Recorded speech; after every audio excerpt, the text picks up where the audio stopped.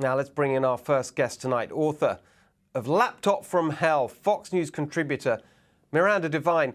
Miranda, I was just thinking about all this, thinking about your brilliant book about Hunter Biden, and part of me thinks, you know, we might be better off if they'd have put Hunter Biden in the White House. At least we'd have some fun along the way.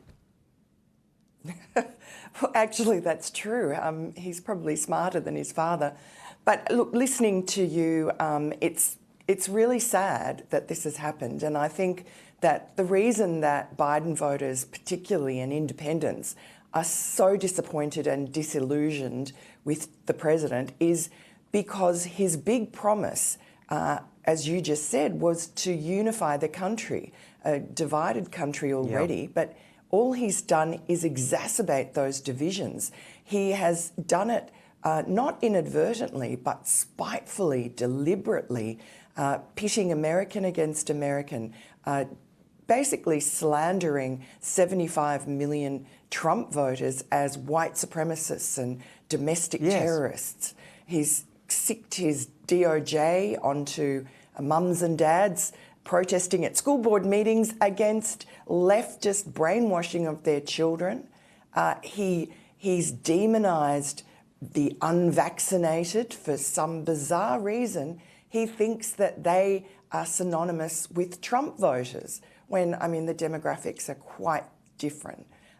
He just seems to be a person, perhaps in his old age, who harbours resentments against people who disagree with him and who perhaps don't like him. And as the polls sink deeper and deeper, his anger and his resentment just becomes palpable. I mean, every single public pronouncement he makes now, he looks angry, he's shouting, he's punitive, and it's quite terrifying. It's such a good point. That's right. That sort of emotional aspect to it is really adds to the kind of anxiety people feel. And you know, the thing that it just all makes me think is, you know, in the end, leadership, it's about the person, you know, and like I said at the beginning of my remarks, you know, he just doesn't, he's talentless. He's just a machine politician. Yeah. If you think about other presidents, whether we agree or disagree with their policies, right? You look at someone like Bill Clinton, clearly an incredibly skillful political operator. You know, he knew how to kind of appeal to the center and so on. Lots of other faults, but you know, there was something about him. You could see why he was there. Same with President Obama. You know, he made brilliant speeches. You know, you can't fault him as a family man. You know, there are things about other people who've got to this position where you can see, yeah, I get it. With Biden, there's just nothing.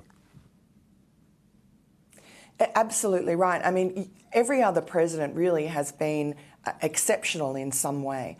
And Joe Biden is not and never has been. And we can slate that to the media. It's their fault for not doing the due diligence on one of the two candidates for office.